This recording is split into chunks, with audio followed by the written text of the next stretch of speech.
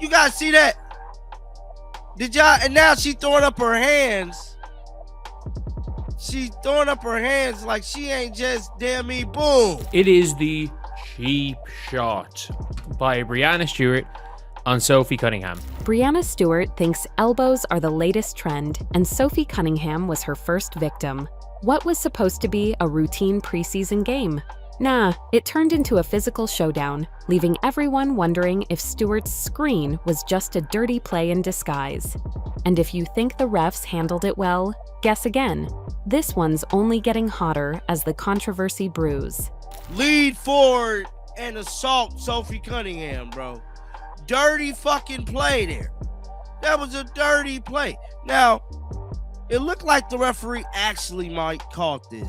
Let's talk about what happened when the WNBA's supposed golden child decided that an elbow to the chest was a perfectly reasonable way to say hello to Sophie Cunningham. Barclays Center, preseason game, Indiana Fever versus New York Liberty. Two teams that clearly did not get the memo that this was supposed to be a warm-up. Instead, what unfolded on that court was the kind of organized chaos that makes you forget you're watching basketball and start wondering if you accidentally tuned into a UFC pay-per-view. You have to be allowed to give the defender time, because otherwise you could see somebody sprinting and not knowing where they are and just run in front of them. Stop on a dime and knock them out. And the wildest part? The mainstream broadcasts completely slept on it.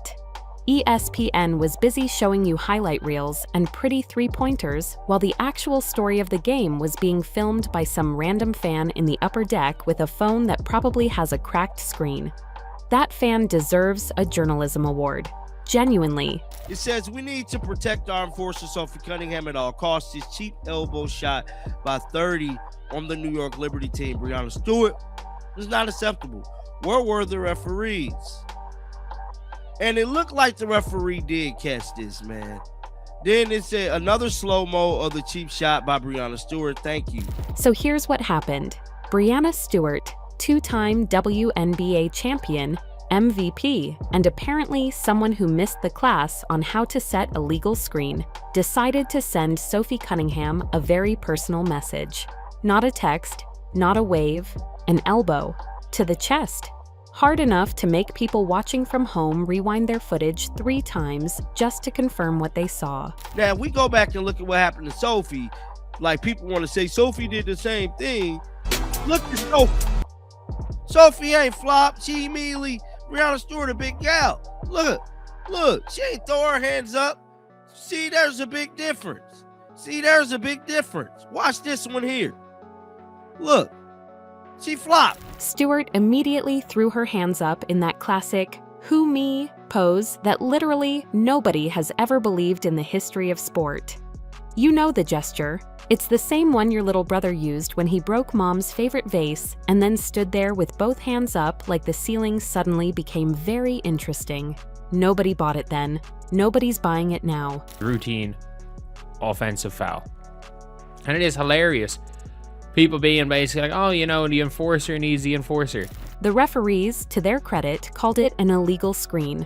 But here's where the real debate started cooking. An illegal screen call on a play that looked like it could have ended someone's preseason before it started?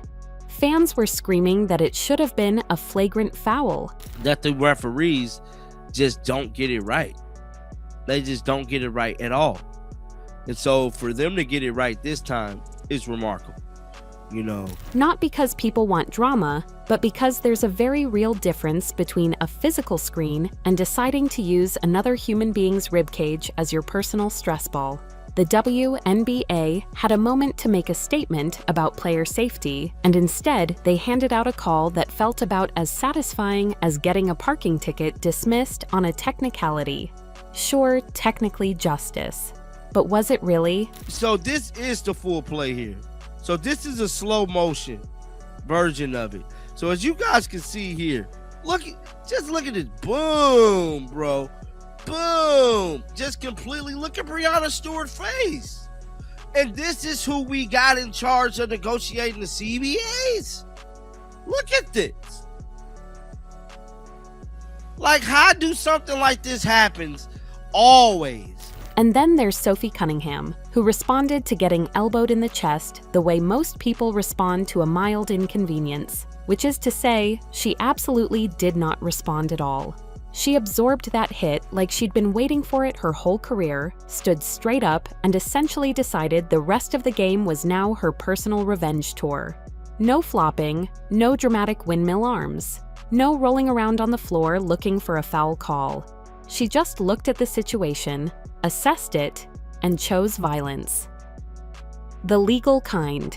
Cunningham activated what can only be described as full enforcer mode, setting screens so massive and so physical that Liberty players were basically filing insurance claims on their way off the court. It is an offensive foul.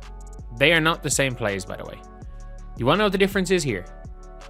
This is Sophie gets creamed by the screen.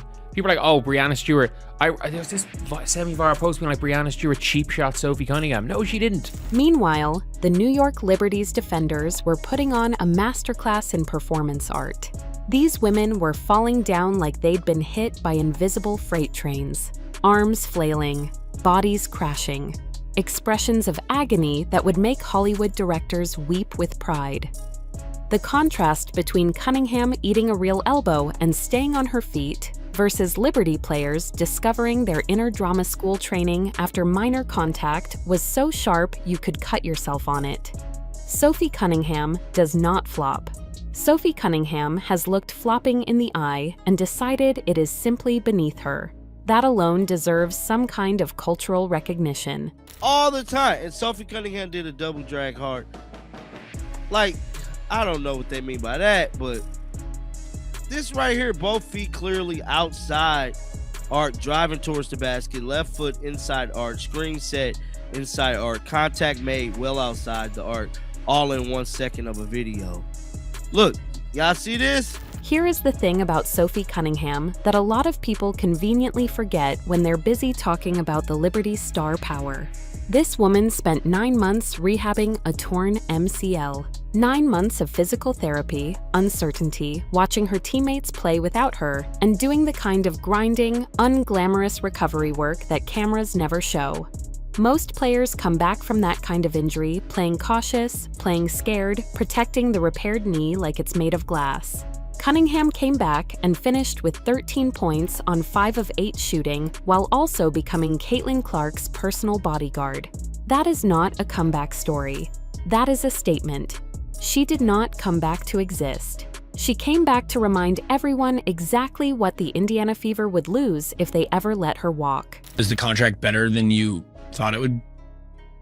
Nope. Okay, sorry. Nope. It's okay. I think, Sorry. no, it's fine because it's tough because I came off an injury. Which brings up the contract situation, and this is where Indiana Fever fans should be feeling genuinely nervous. 1 year, $665,000. That is what Sophie Cunningham is playing for right now, and that number is laughable for what she brings to that roster.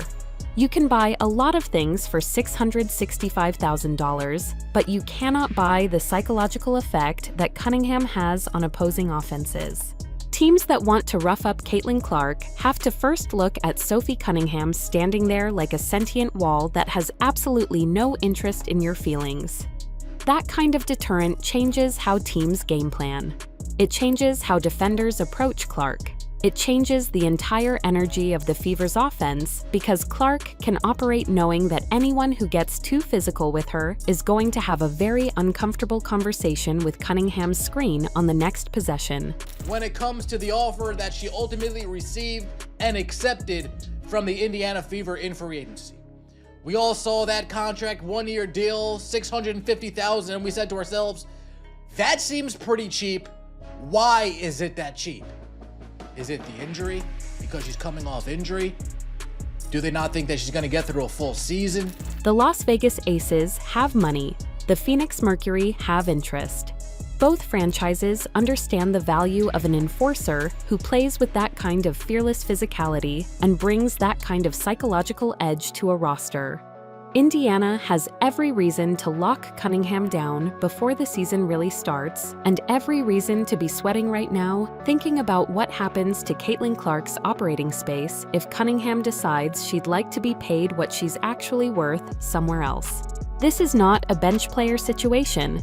This is not a role player who can be replaced in the offseason with a similar option.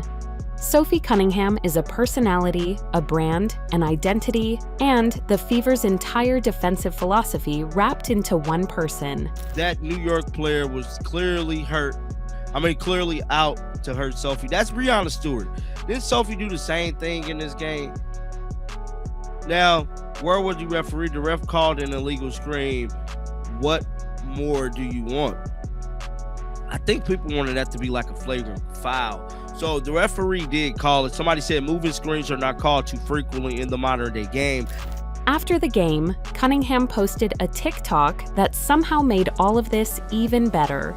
Dancing to Here for the Party, flexing the surgically repaired knee directly at the camera, asking for dubs in the comments with the energy of someone who just remembered they absolutely love being alive.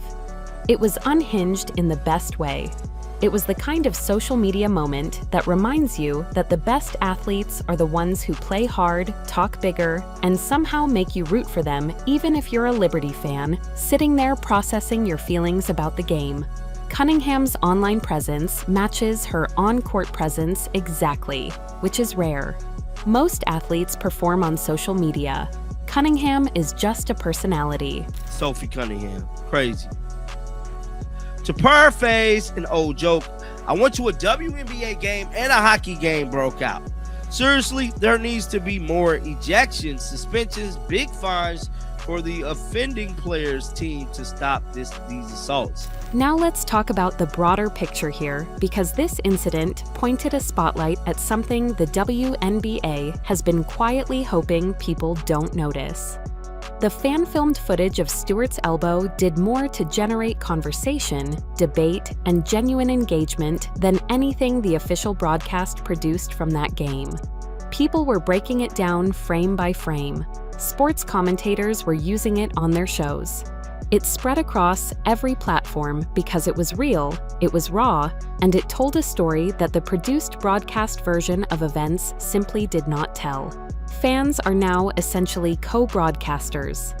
They're in the arena with phones, and they're catching everything the cameras miss, every questionable call, every physical altercation that doesn't make the highlight reel, every moment the league would perhaps prefer to quietly footnote. Are you okay, Sophie? This New York Liberty player, Brianna Stewart, should be expelled and fined immediately. We need to protect Sophie. Yeah, man.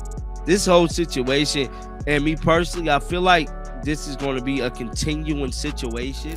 This is actually a massive opportunity for the WNBA if they handle it correctly. The league is in a period of genuine cultural momentum right now. Caitlin Clark has brought in a wave of new fans who are paying close attention to everything, including the parts of the game that older fans took for granted. Those new fans are not passive.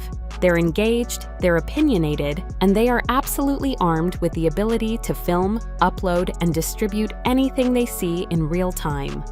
The WNBA can either lean into that energy by addressing the physicality conversation directly and transparently, or they can continue trying to manage the narrative the old way and watch fans run circles around them with footage and receipts.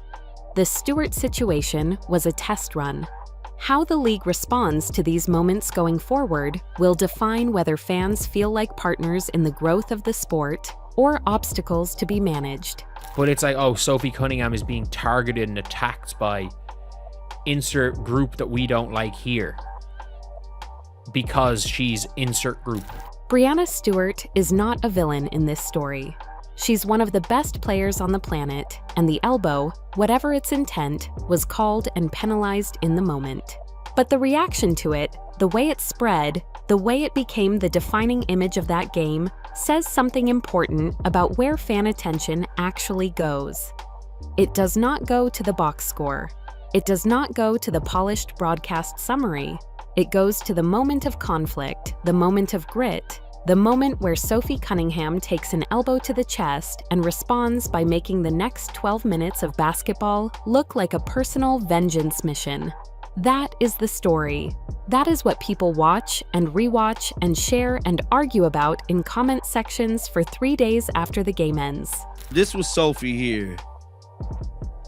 But watch how this girl is hacking Caitlin Clark. Watch this. Caitlin Clark is getting hacked. Watch. Watch. Look at her. Hacking Caitlin Clark all over. Now watch Sophie. Boom. Now, when Sophie did it, Sophie didn't look like she leaned into her, bro. Let me see. Nope. I don't think she did. I don't think. Oh, and old girl flopped. Look at this damn flop. She threw her arms up and everything. The Indiana Fever walked into Barclays Center as the preseason underdog, the team everyone was measuring against the Liberty's established star power, and walked out with the most talked about performance of the entire early WNBA calendar.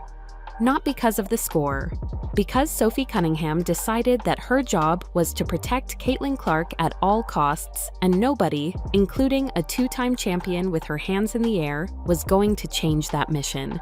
The Fever now have something that money genuinely struggles to manufacture, which is a reputation for physicality, toughness, and the kind of team identity that makes opponents think twice before deciding to get aggressive with their star player. Well, this is what makes the WNBA unwatchable. No one's want to watch these girls get beat and injured. Teams around the league are taking notes. Coaches are recalibrating. Defensive coordinators who once had clean, straightforward plans to neutralize Caitlin Clark now have to factor in Sophie Cunningham, the enforcer standing between those plans and their success. This is a value you won't find in any box score, but will feel in the final score. The Fever found their enforcer, and Cunningham found her moment. Whoa, hard foul on Sophie Cunningham. Crowd instantly reacts. Was that too much? Fans are going OFF. And a fan with a cracked phone camera made sure the world got the message loud and clear. So, here's the burning question. Will the WNBA finally step up to protect its players? Or are we going to keep seeing more elbows fly while fans become the real referees?